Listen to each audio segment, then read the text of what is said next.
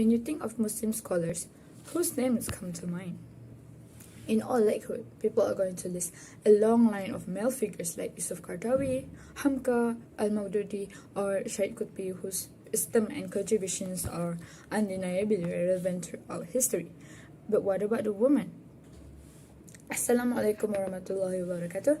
My name is Siti Sarah Sofia, and in this video, I'm going to shine a spotlight on the female Muslim scholar Katherine Bullock, whose works have contributed to our understanding of Islam and Muslims themselves. We will be covering the topic of veil from post-colonialism theory. But first, let's get to know who Katherine Bullock is. Katherine Bullock is originally from Australia, but she embraced Islam in 1994, and now she lives in Canada with her family.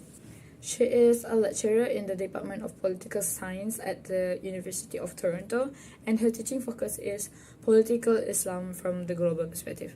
She conducts research on Muslims in Canada, including the history and contemporary experiences. She also explored topics such as debates on the veil, media portrayal of Islam, and the Muslim perspective on zakat and basic income. Bullock has held notable positions such as editor of the American Journal of Islam Social Sciences and the vice president of the Association of Muslim Social Scientists North America. Additionally, she currently serves as the president of Compass Books, a publishing house dedicated to high-quality English language books about Islam and Muslims. Her own books include Muslim Women Activists in North America Speaking for Ourselves and Rethinking Muslim Women and the Veil Challenging Historical and Modern Stereotypes, which has been translated into Arabic, Chinese, French, Malayalam, Tamil, and Turkish.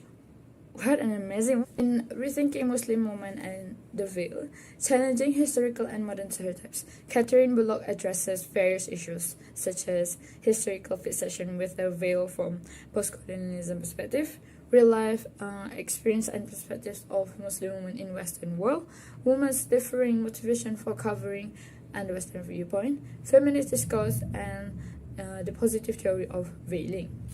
But a particular issue that draws me to comment on is the historical fixation with the veil from post-colonialism perspective. So when it comes to post-colonialism, the structure of course consists of the colonizer, colonized, and the colonial practices that sustains the colonialism, and also the resistance. In the case of veil in colonialism, we can draw different attitudes and reactions from the colonizer and colonized. Let's first take a look at the colonizer perspective. What is it that makes Europeans or the Westerns become so averse to the idea of hijab or veil? So, according to Katherine, this goes all the way back to the idea of seeing, especially to the modern experience of seeing the world as a form of exhibition. The Westerners believe that reality should be seen through its copy, which in simple terms mean we see the world as an outsider and the world is like a picture or exhibition. So this will allow us to see things objectively from a neutral place. So this perspective sounds okay until this observer suddenly come across something that cannot be seen or observed. Veil Muslim women. Following Mitchell's metaphor of seeing the world as an exhibition, I would analogize the Westerners' frustration with the veiled woman with our own frustration when we watch a drama, but the internet goes down. Very frustrating, right? So, the Europeans feel like they lost a sense of superiority when the object that is supposed to be the observation turns around and becomes a seeing or the observer instead. From the viewpoint of the colonizer, the veil is often seen as a symbol of backwardness and captivity. Europeans are seen to be struggling with the concept of the veil because they feel frustrated by their inability to gaze upon veiled women. Again, this frustration stems from the sense of loss of superiority because the veil prevents them from objectifying and fantasizing about Eastern women. On that note, there are various things that the Western do to channel the frustration of not seeing the veiled woman. Among them is the travel accounts that claim, or more like projecting I would say, that women behind the veils desire this man the same way that they desire the woman. There are also discourses of them feeling frustrated for not being able to be the savior to these Eastern females because of their oppressive husband. And the most preposterous thing is, it's not just the male travelers who create this narrative. You know how there was this early feminist stage where Western female authors would often imitate or copy the work or literature of men. So, from how I see it, in their attempt to claim their voice in literature, these female Western authors actually end up perpetuating this male discourse of veiled women. Some Western women also express their discomfort of the Eastern woman's gaze behind the veil because it makes them feel naked. So going back to the idea of to see is to be in power, just as Frantz Fanon said, women who see without being seen frustrates the colonizer. This is because the power dynamics are subverted. So to find the balance, the Western men retaliate by attacking the cause of this frustration, the veil. Then comes the various attempts to unveil Muslim women. They weave lies about their ugliness, portray them as naked or undressed, or invade their privacy. A particular instance in the book that infuriated me is the staged photos of postcards by Alola where he had prostitutes as substitutes of his models to fulfill the Orientalist illusion of Eastern women. Sadly, aside from being the object of fantasy, Eastern women are often objectified as animals, shapes, balloons, ghosts, or even the dead in various media. While Katherine mostly addresses the issue of veil from the perspective of the colonized, she also mentioned about the attitude of the colonized. Colonized people of the upper classes and lower classes have different attitudes to the Western people's aversion to the veil.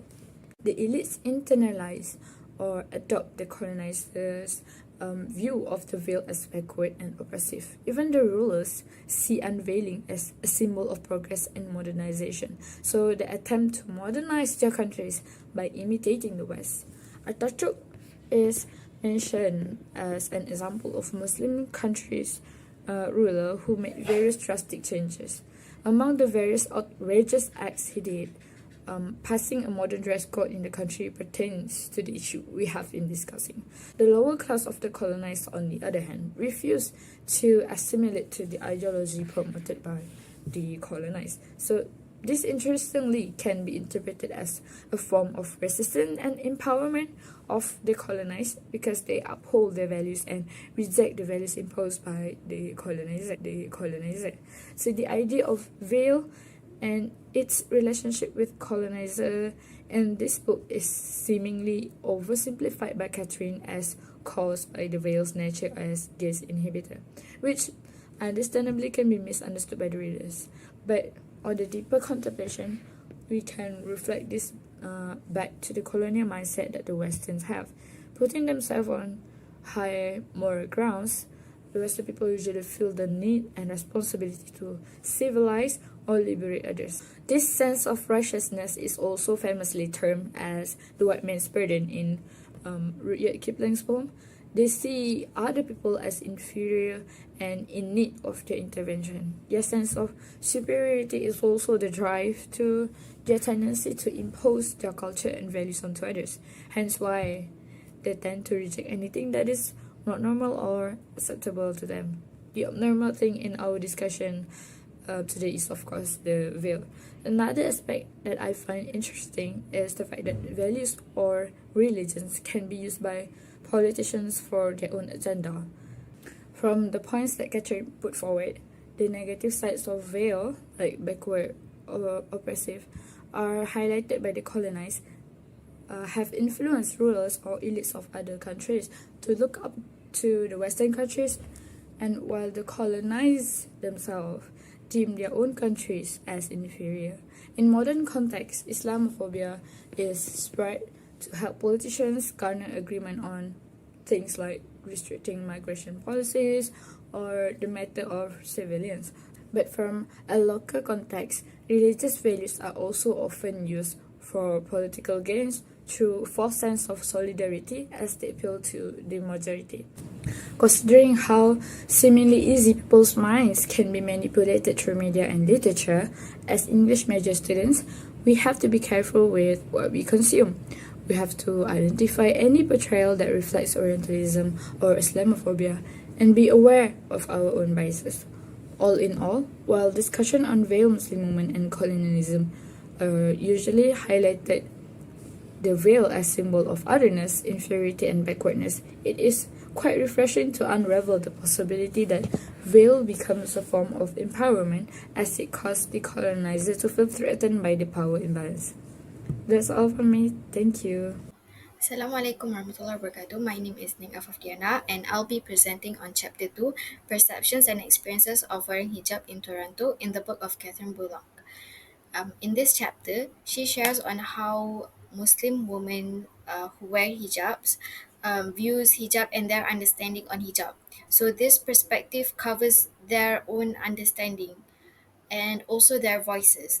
She also shares in this chapter their experiences and their struggles, their reactions from people around them regarding their appearances and also the hijab. Um, this is very important because there are a lot of representation of women wearing hijab as in oppressed and so many others, yet it doesn't actually capture what women who wear hijab themselves feel. As mentioned by Bullock 2010 in page 36, the emergence of a voice that has been largely absent in the woman and Islam field, but a voice that is largely represented by a skeptical literature that questions whether or not of covering represents acceptance of patriarchy. Hence, in this chapter, we will unveil all about the perception and experiences of women wearing hijab in Toronto. There will be three key issues in this chapter. The main key issues in this chapter that I'll be covering. So, the first one is feminist methodology in hijab. The second one is perceptions of hijab. And the third one is experiences of women wearing hijab in the West. Oh, you need The first key issue is feminist methodology and hijab. As we all know, feminists urge the equal representation of men and women, and they fight for women's right and and they share on women's struggles and challenges.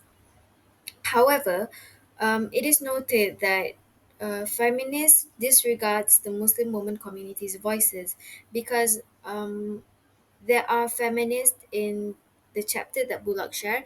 There are feminist scholars who had categorized as wearing hijab as oppressive.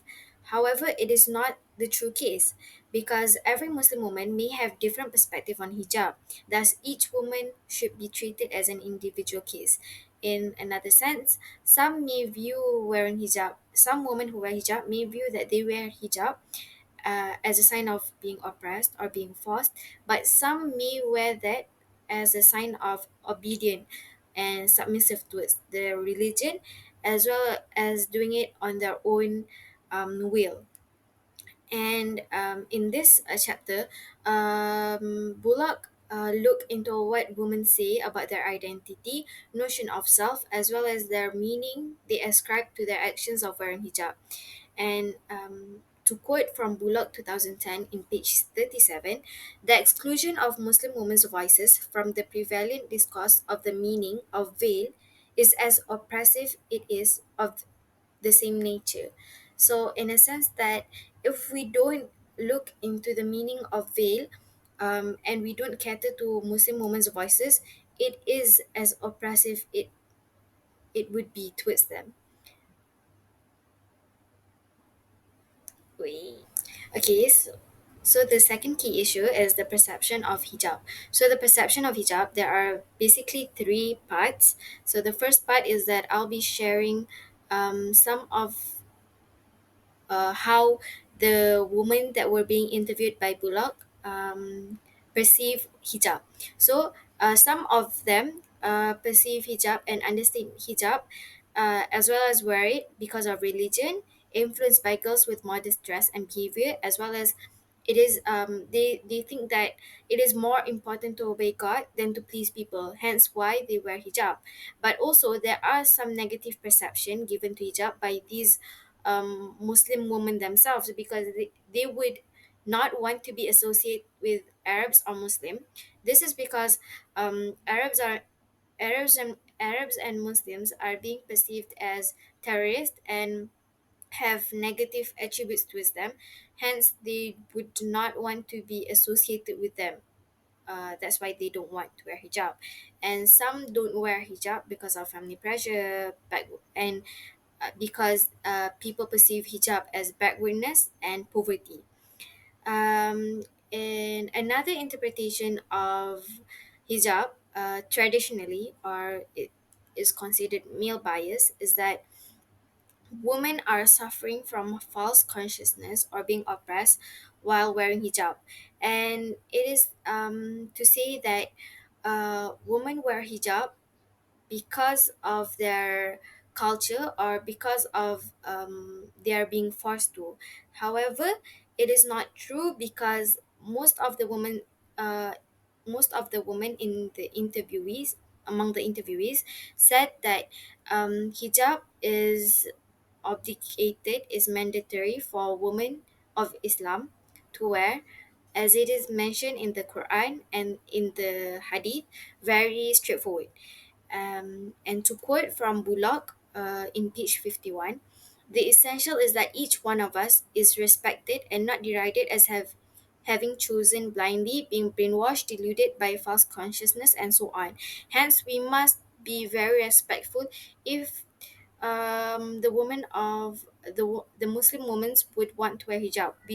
We could not say that they are being forced to. Okay, the second key issue is the perception of hijab for the second part. So there are advantages of hijab as how these Muslim women perceive hijab. So the first one is that it uh, it helps in male-female interaction. It benefits the society and it protects women. So it helps male-female interaction because male are being more respectful and reserved to those who cover themselves, especially when they wear hijab or when they wear modesty. It benefit the society because women can avoid from getting unwanted attention by men, and men uh, can help themselves to increase their faith better. Meanwhile, the third one is it helps to protect women from being sexually harassed and provide a mood of decorous behavior. Besides that, the perception of hijab is that men and women are being treated equally, um, because men and women have different natures and complementary roles on earth.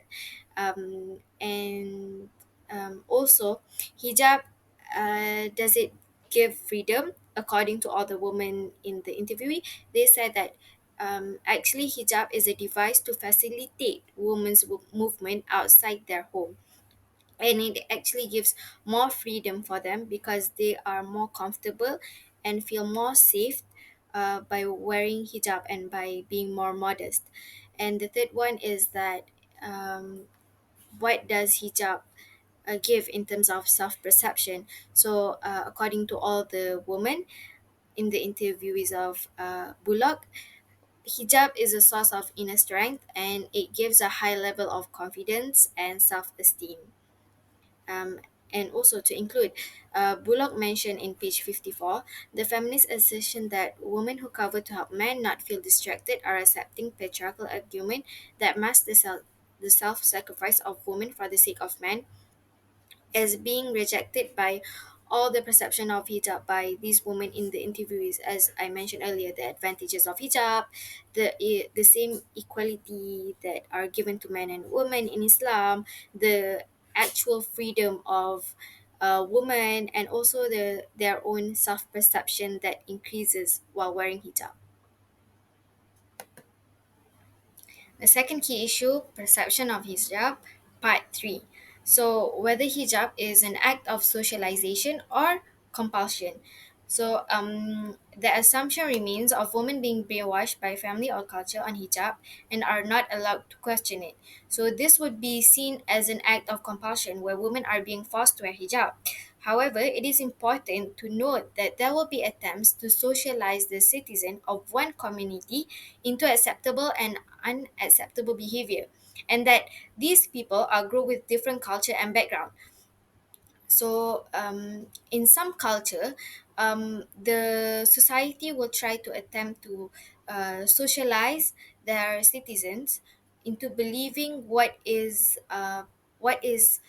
correct or what is true based on their own belief and understanding. So if they perceive wearing hijab as an act that would contribute to a better community, it would not be considered as a compulsion because there is no act of force rather than the act of socialization. As mentioned by Bullock 2010 in page 54, socialization that hijab is a good thing is not the same as compulsion.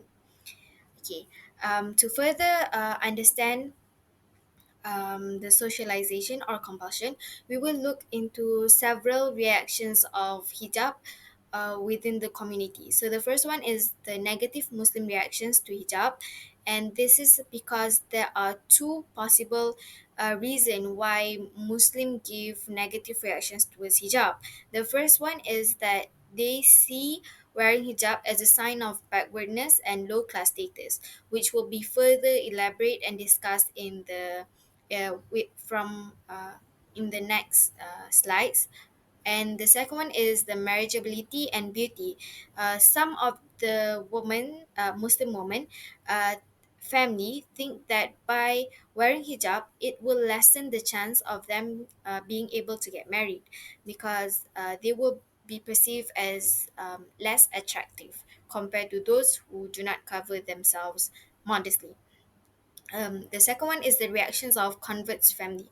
Most of the convert family view wearing hijab as an act of socialization because most of them wear hijab based on their own willingness. Hence, there are no sign of compulsion or no sign of force towards those who wear hijab. And the third one is the positive Muslim family reactions to hijab.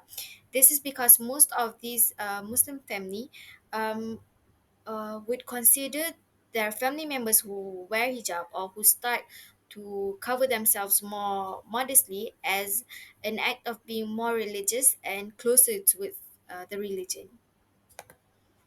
So the third and last key issue, is experiences of women wearing hijab in the West. So I'll be sharing to you guys some stories from women who were being interviewed by Bullock, and that was shared in this chapter, which covers six perspectives: the broader community, when being Muslim is irrelevant, school reaction, converts workplace experience, pressure to assimilate, and being Muslim and being Canadian. So for the first perspective is the broader community. Most women in the interviewee shared that they were being viewed with a foreign look because wearing hijab was not familiar within the community. Some did question them very nicely, but some did give negative reaction and views towards them. The second perspective is when being Muslim is irrelevant. This case was encountered by a Muslim woman doctor when she was treating her patient in a hospital. The patient was questioning her attire, her hijab, which was something that was uncomfortable for the doctor because um, she sees that as her presence of being Muslim is being questioned in a sense. And the third perspective is the school reaction, which is kind of similar to the converts workplace experience where they encounter discrimination and harassment from the people around them, from colleagues, from other students, being teased at, and um, the fifth one is pressure to assimilate. This is a very interesting key point because um, in this perspective, Bullock shared how a woman how the woman shared that uh, men have less pressure to assimilate compared to women, which leads to men losing their Islamic identity um, uh, more compared to women, because women would have to wear hijab, while men can assimilate very easily with the community, especially the West community, because it's not much different in terms of their look and attire, which is a struggle for especially Muslim women. And the last one is being Muslim and being Canadian. The women in the interviews were asked whether um, which one is more important and valuable for them. Is it being Muslim or being Canadian? And most of them replied being Muslim came first before being Canadian, because being Muslim in Islam, it doesn't matter where you come from, what country you are, what skin color you are, what race you are. There is no issue in regards of that, but the most important thing that will be looked in the hereafter later is their piety. So for all Muslim women, they said that being Muslim is their first identity. Okay, as a conclusion for chapter 2, I'll be including two quotation from Bullock 2010, which is from page 84. The first one is hijab symbolized not oppression, not terrorism, but purity, modesty, a woman's Islamic identity, and obedience or submission to God, and a testament that you're Muslim. This emphasized that there is no force, no oppression towards women who wear hijab, and it is done and conduct within their own will. And the second quotation is, if feminist methodologies and epistemologies of our experience as a foundation for knowledge are to mean anything, these meanings of hijab should be taken seriously and the woman not derided for holding false beliefs. In a sense that Muslim women's act of wearing hijab shouldn't be seen as an act of oppression or being forced, right? Because that is a false belief holding against them, which is actually being which actually shows that they are being oppressed by the feminist perspective towards them, rather than trying to um, fight for their rights. Wait, 1 minute. Hi, Assalamualaikum. My name is Wan Sarah Lisha, 2010568, and as for my part, I'll be presenting the chapter 3 of the book Rethinking Muslim Women and Challenging Historical and Modern Stereotypes by Katherine Bullock. So, chapter 3 of the book has been named Multiple Meanings of Hijab, as the author discusses the multiple meanings associated with hijab and expresses concerns about the conventional wisdom in the West that oversimplifies the sociological complexity of covering, particularly the hijab, and portrays it as a symbol of female oppression in Islam. Hence, she aims to challenge the common Western presumption that every woman wearing a scarf is oppressed, and instead focuses on the multiple meanings the hijab holds. In this chapter, the subtopics are multiple meanings of hijab through reasons for covering, as the author argues that the hijab holds multiple meanings that vary based on context and individual differences, in which Bullock synthesized these 7 core themes, which we will discuss one by one later on. We will also look at the meaning of hijab in Western media viewpoint, as the author also mentions that they analyze the meanings ascribed to the hijab by the contemporary Western media. As aforementioned, 7 core themes as the key issues regarding the reasons for covering specifically the hijab are highlighted. Firstly, revolutionary protest. So the hijab has been used as a symbol of resistance and protest against oppressive governments and colonialism. For example, during the Algerian fight for independence and in Iran during the 1970s, women who previously did not cover even donned the hijab to demonstrate their opposition to this regime. So this demonstrates that the hijab can serve as a powerful tool for expressing opposition to oppressive regimes and colonialism. It also challenges the notion that the hijab is solely a symbol of oppression and highlights its potential as a form of political protest. So this perspective emphasizes the agency and empowerment that women can derive from wearing the hijab. Next, political protest. So the hijab can also be worn as a political protest against westernization and neo-imperialism, signaling discontent with current political situations and policies pursued by the state. So by donning the hijab, these women indicate their dissatisfaction with the current political situation and the influence of the West on their countries. So this viewpoint underscores the hijab's significance as a means of expressing resistance and asserting cultural identity in the face of external influences. It raises important questions about the intersection of religions, politics, and identity. So the choice to wear the hijab as a political statement against westernization and neo-imperialism actually resonates deeply with us, with me as a hijabi woman in Malaysia, because it reflects the complexities of identity and the intertwined nature of religion and politics. So I understand well the desire to assert our cultural heritage and resist external influences that may erode our traditions and values. So I find it essential to preserve our unique culture perspective and challenge this dominant narrative. Third, religious conviction. So some women choose to wear the hijab based on religious belief and the international Muslims call to observe Islamic dress codes. This demonstrates that the hijab holds deep religious significance for these individuals and is seen as an integral part of their faith. So it is important to respect and acknowledge the religious motivations behind wearing the hijab, as it is a personal expression of devotion and religious identity. Like wearing the hijab is a personal expression of faith and a way to connect with our religious community, even in Malaysia.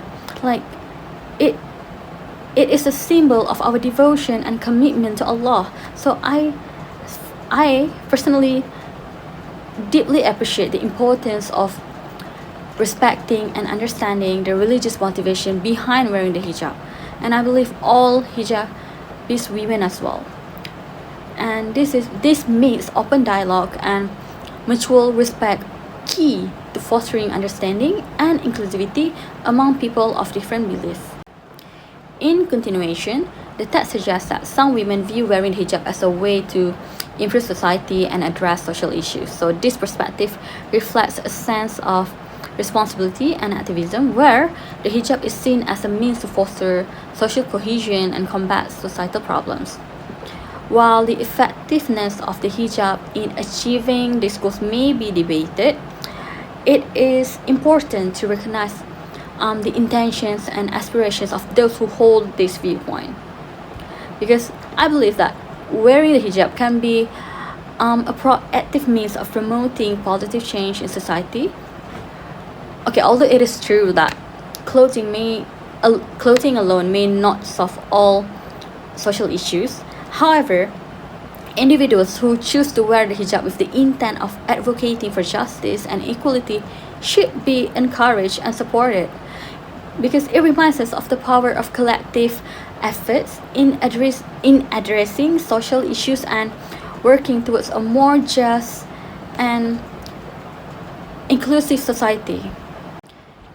Fifth, expression of personal identity. Wearing the hijab can be a statement of personal identity that emphasizes the importance of religion and cultural heritage. Like, it serves as a badge of identity and a sign of the significance of one's faith. So here the text highlights that wearing the hijab can serve as a statement of personal identity for Muslim women, particularly those living in Western societies. So it becomes a visible marker of their religious and cultural heritage, enabling them to express their faith and affirm their belonging to a particular community. So this emphasizes the importance of individual autonomy and the preservation of cultural identity.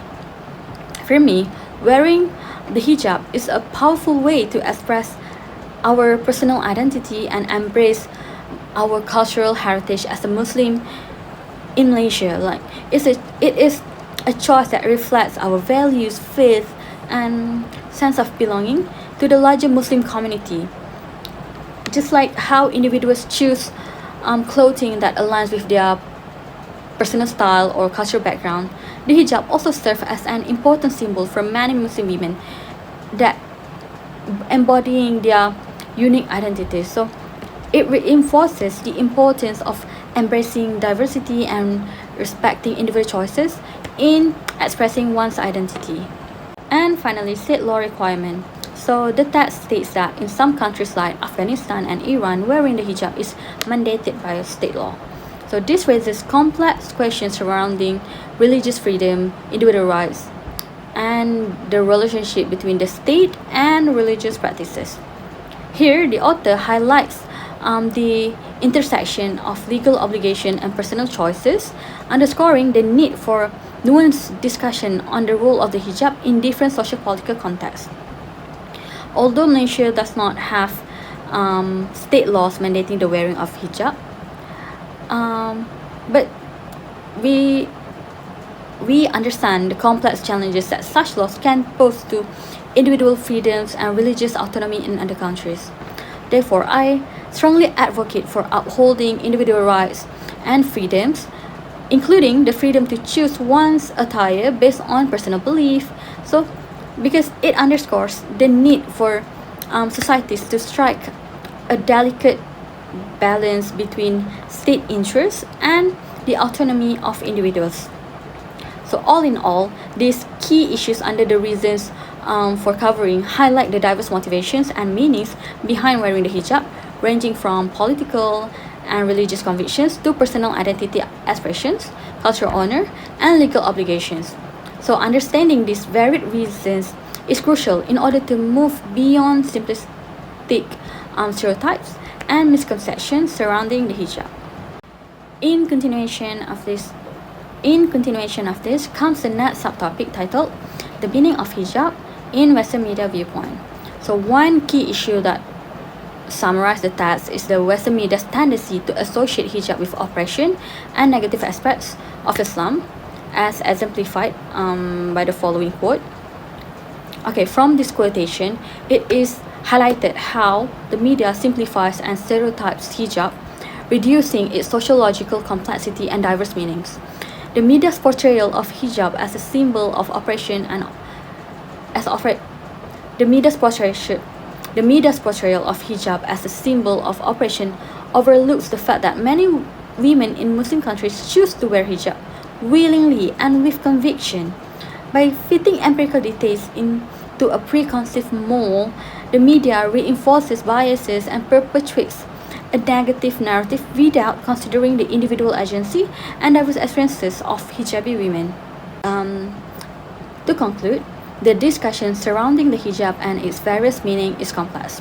Therefore, we need to support Bullock's cause to challenge the prevailing Western presumption that every woman wearing a hijab is oppressed, as this presumption overlooks the agency and personal choices of Muslim women who choose to wear the hijab as an expression of their faith, cultural identity, and personal preferences. By challenging the prevailing assumptions and highlighting the complexity of the hijab, the author aims to foster a better understanding of the diverse motivations and experiences of women who choose to wear the hijab, while also shedding light on the injustices they face in Western societies. And finally, fostering a more nuanced understanding of the hijab requires challenging these misconceptions, acknowledging the diverse meanings it holds, and promoting a more inclusive and respectful dialogue that respects the choices and experiences of Muslim women. That's all from me. Thank you. In the fourth chapter titled Mernissi and the Discourse of the Veil, Bullock discusses the meaning of the veil, specifically the Western preconceived notion of it. The Western belief that the veil is a symbol of unjust male authority over women, and this idea stems from the two famous books widely referenced in the Western, Beyond the Veil and The Veil and the Male Elite, written by Moroccan feminist Fatima Mernissi. The issue at hand is how the meaning of the veil is shaped in the West due to their lack of research. They superficially accept Mernissi's books as facts, when truthfully her books are based on her beliefs and values that stems from her life experiences and do not reflect Islamic teachings. Mernissi was traumatized and pained from World War II and Moroccan social oppression as a woman. So what happened? Mernissi herself, a feminist Muslim, believed that the veiling experience in Morocco is the definite experience of veiling, the inherent or true meaning of veiling without actually understanding that Muslim women's experience in other countries and cultures are different. Bullock disagrees with her approach in two ways. One is that Menisi offered an ahistorical approach to the meanings of religious symbols that fails to contextualize the differences of Islamic practices across time and places, and two, a reductive approach that doesn't acknowledge the multiplicity of discourse around veiling. There are two issues that can be found in this chapter 4. The first is Menisi's ideas and thoughts are personal and should not be generalized to the entire Muslim women's experiences. Secondly, the Western world's shallow understanding of the Muslim experiences and thoughts led to pervasiveness of harmful conceptions of the religion and its followers. Based on this, Menisi's beliefs and thoughts are personal and should not be generalized to the varied experiences of Muslim women, and most of her thoughts seem to stem only from her experiences and the female community around her. Subsequently, her arguments may not be comprehensive, nor do they represent the voices of Muslim women. Menisi's ideas should be taken with a bucket of salt and should be studied and analyzed under the scrutiny of the framework of the Quran and Sunnah, and then illustrated more with perspectives from the other Muslim women to enrich the hijab discourse and find better understanding of the issues surrounding the hijab. Menisi argues that Islam views femaleness as an anti-divine and anti-social force of nature, which led to the marginalization of women in the Muslim community. Menisi believed that the veil excludes women from being active in society and social life, as women were confined to the domestic space. Women who sought to go beyond these boundaries were forced to veil themselves to hide their presence.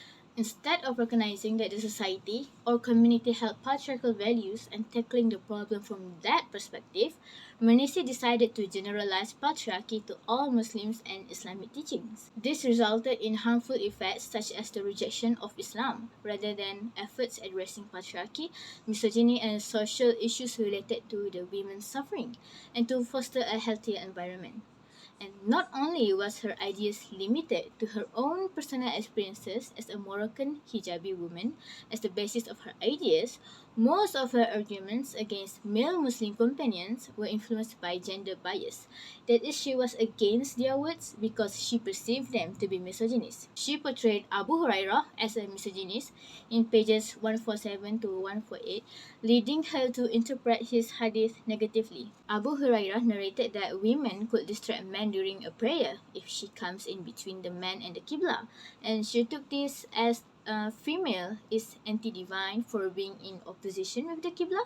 In contrast to Menisi's ideas, Leila Ahmed, an Egyptian-American scholar, converted various veiled Muslims, from young Muslim feminists to Arab nationalists, violent jihadists, and peaceful Islamic activists, and found that the veil has gathered a range of new meanings in the 20th century. First, an expression of faith. Second, solidarity with Palestine. 3, allegiance to the Ummah. 4, a fashion statement. And finally, a critique of Western sexism. Thus, in ignoring the voices of the veiled women and in reducing them to passive victims, Menisi is only reinforcing the colonial and Orientalist view of the veiled woman. While Menisi has some influence on the Western about the veil in Islam, their shallow acceptance should also be criticized. The Western world's shallow understanding of the Muslim experiences and thoughts led to the pervasiveness of harmful conceptions of Islam and its followers. Bullock found that the West takes Menisi's ideas as absolute truth of Islam instead of researching and analyzing the possibility of bias and flaws, and this is further exacerbated by the Western conceptions of Eastern. This is further exacerbated by the Western conceptions of the Eastern world as other or Oriental, leading to the belief that anything that happens on the other side is wrong, as the other side are not as civilized. An example of this is Mina Caulfield, a scholar who criticized other scholars who considered Muslim society as an example of healthy male-female dynamic. So what happened is Caulfield cited Menisi's research as evidence to support the assertion that the entire Muslim society has a master-slave dynamic that is inherently embodies its male-female relationship.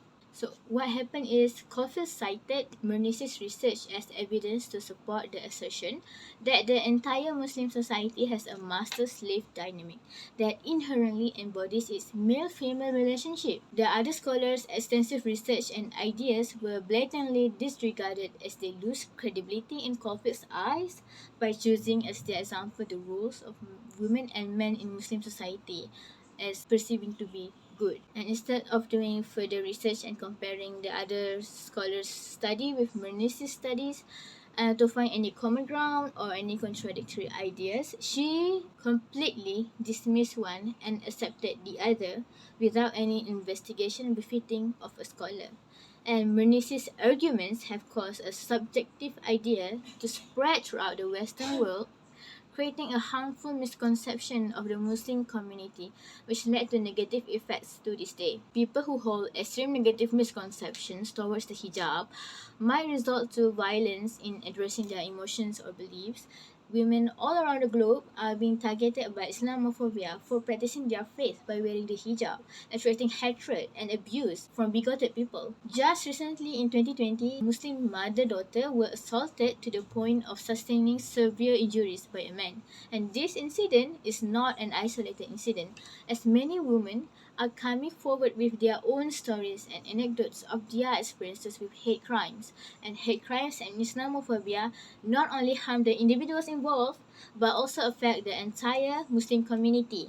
And these incidents often draw attention to the Muslim community both positively and negatively, making Muslims more visible in public. And consequently, they become more susceptible to further hate crimes and Islamophobia if the issue persists.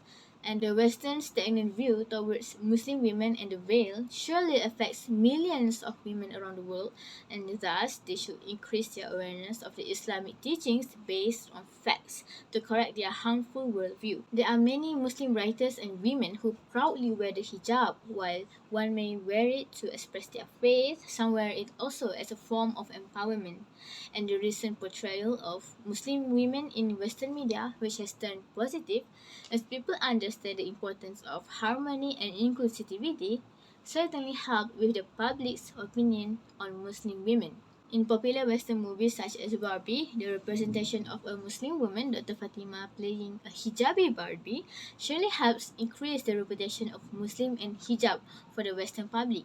And Dr. Fatima said in an interview, quote, "Being part of this iconic movie as someone who doesn't fit the stereotypical image of Barbie has been an empowering experience," unquote.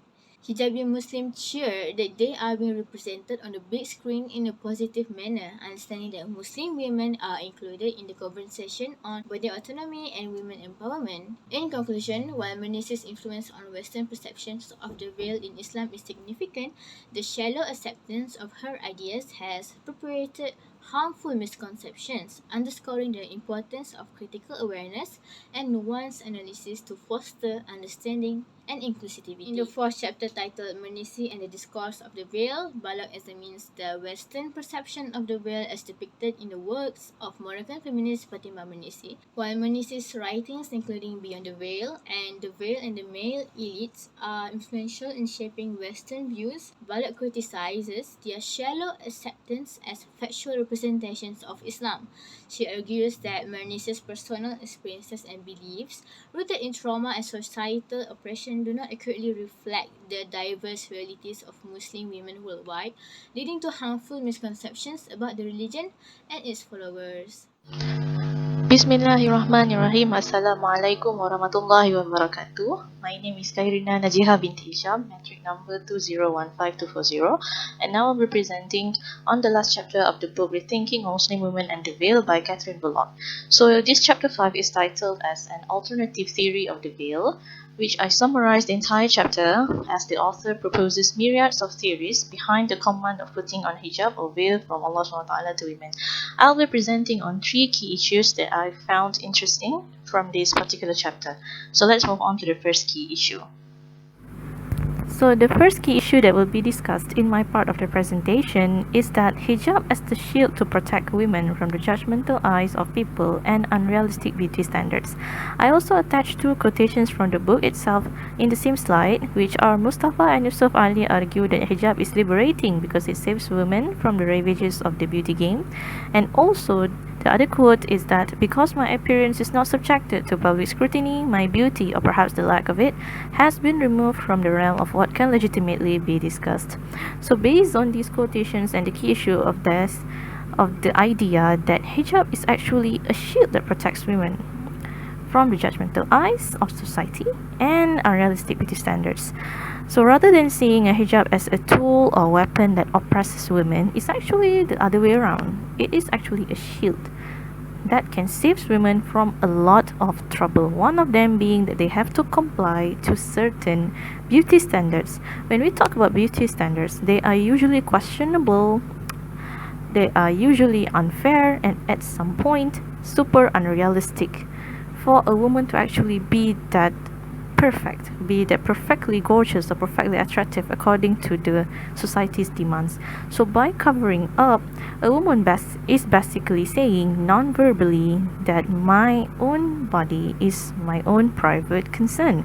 However I want to look like, what color of skin I want to have, how long my hair should be, how much I want to weigh, it is all my own private concern. It is all according to my desire. So public people in the society should not dictate or opinionate anything on this woman on how she should look like, because her own body is her own choice, what she wants to do, how beautiful she wants to look. That is all up to that woman herself. So this is what Katherine Bullock basically highlights in this particular chapter on how hijab solves all of this problem, because when you cover up, when a woman covers up, there is no strand of hair that is visible, there is no skin that is bared or flaunt. So it basically blocks and hinders everyone in society from saying anything, because there is nothing they can comment on. Everything is covered. The hair is covered, the skin is covered. So they are left with nothing to comment on, to condemn on, to chastise on.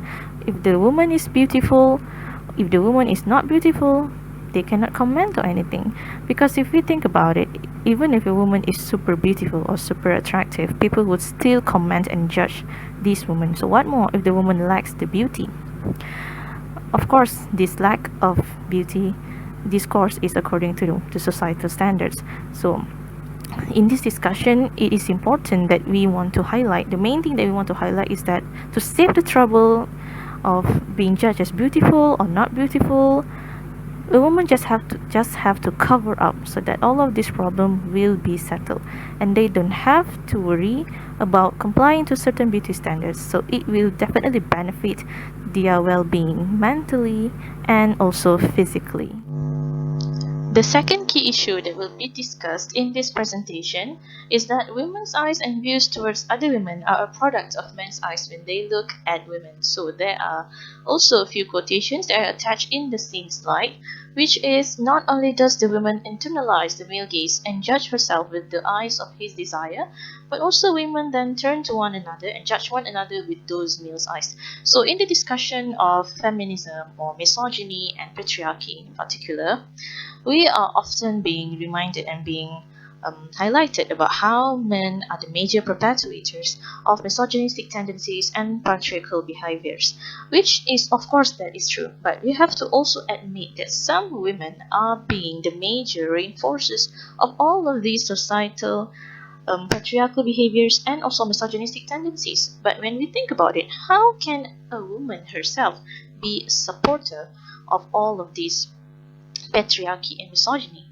So this is the answer that is provided by Katherine Bullock in her book, in particular this chapter, where she says about a thing that is called as male's gaze or male's eyes, which are being unconsciously internalized by some women in the society.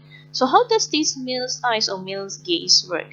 It works when a woman looks at another woman through these male's eyes, which of course will connote the male's desires and how they demand a woman should look like according to what is pleasing and appealing to their eyes. So this is what ignites all of these weird demands coming from women to other women, where some women dictate to other women of how they should look like. For example, you should be this lean, your skin should be a little bit fairer, you should weigh less than what you are now. So that way, all of these opinions that are being dictated on women, if we see all of their rationales and reasonings, why are you dictating such things on other women? The reasonings are usually will end with, your husband will love you more, it will be easier for you to find spouse if you are slimmer, your skin should be fairer so that a lot of boys will want you, so that you will not end up single, and all of these kind of reasonings that usually will go back to the men. So these are the detrimental effects of internalizing male's gaze that women unconsciously are doing in their life now, whether they realize it or not. So it is super problematic. This internalization of male's gaze for women is super problematic in my opinion, because it will always bring all of these insecurities out of the women, because they will feel dissatisfactory of how they look like, because they want to please the men. That is the primary goal of looking at someone through these male's eyes. So when a woman puts on a hijab, this will solve all the problem, because there is nothing visible for the other women to comment on or the other men to comment on. Moving on to the third and final key issue that will be discussed in this particular presentation is hijab returns the value of a woman to be evaluated by her qualities as a human being. So there are two quotations that are included in this same slide of this presentation, which are, they view hijab as a way out of this trap, as something that gives women back their personhood, and hijab, when viewed from this perspective, is a way of saying, treat me as a person, not as a sex object. So we are familiar with the issue of women being the victims and subjects of objectification and dehumanization by people in society, by both men and women, unfortunately.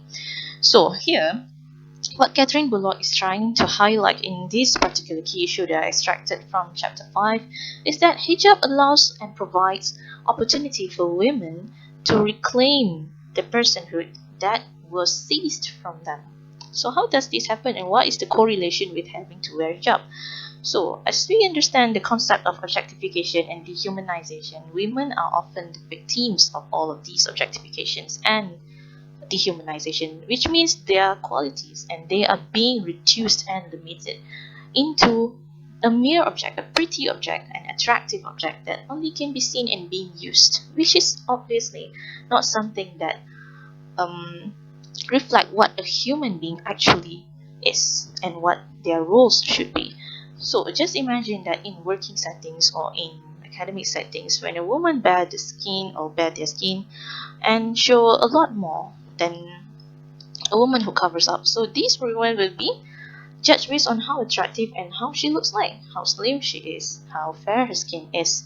So it will eventually lead to people being biased and discriminate women based on only how they look and how pretty they are, basically. So it will cause unfairness for even women and women themselves. Some people will of course be inclined and have tendencies to side with the prettier one, the gorgeous one, the one who shows the skin more, and it will reduce the quality of the woman from someone who probably has a lot of competencies, intellectual level, personalities. All of those qualities as human being will be disregarded and discarded, because people will be focusing on the superficial qualities of them as a pretty woman only, which obviously is not the goal that feminists are always fighting for, right? So hijab returns this value of a human being to women again. By how? By the exact same argument, they are covering up so that there is no skin shown, no strands of hair shown. People would not know how they style their hair under that hijab. People would not know whether they are hairless or not. People will not be able to deduce how flawless the skin are in the inside. So people have no choice but to judge and look at them through the human qualities that they have, how competent they are in workforce, how intelligent they are in academic environment and academic settings, how excellent they are when they are in working or workforce. So this actually allows women to be humans again, just the same like how we look at men. So if we look at men and judge them based on how they act, their personalities, their behavior, their charisma, why we couldn't do the same to the women? So hijab essentially allows women to be humans again.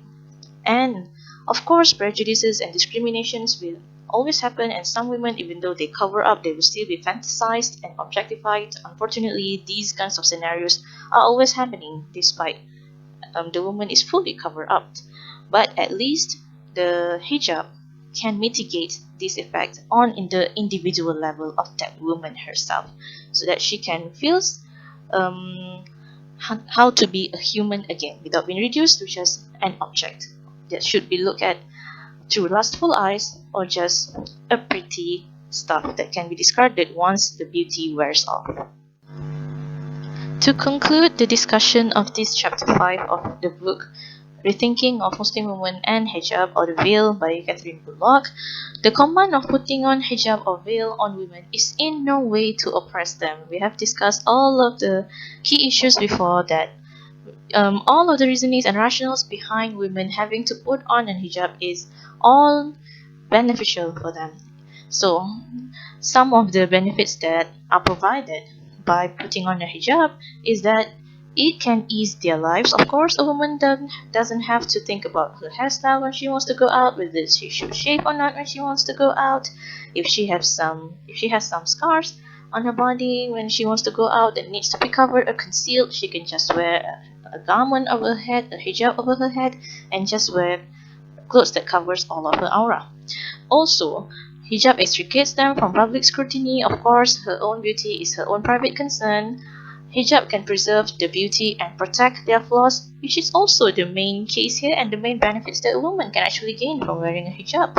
Her beauty will be preserved and will only be shown and displayed for the eyes that are worthy enough to witness this exclusive beauty in her own private sphere, shown to those who she desires can see, and shown to those who she deems worthy to look at her beauty. And also, hijab protects the flaws, the scars, stretch marks, and all of these kind of things that can bring embarrassment to a woman, even though they are not anything that should be ashamed of.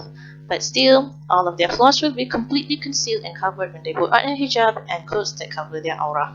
And finally, hijabs can boost up the values as humans for women, because again, hijab returns their value as a human and allows them to reclaim back the personhood that has been seized from them, so that people will evaluate women as a human being, just like how they evaluate men. So, all in all, hijab is always beneficial for women themselves. Even though it might not bring a lot of change in society, at least it can bring the individual level of satisfactory, individual level of solace and secure for women to be comfortable in their own skin and be pretty in their own way. That's all from me. Thank you for listening. Assalamualaikum warahmatullahi wabarakatuh.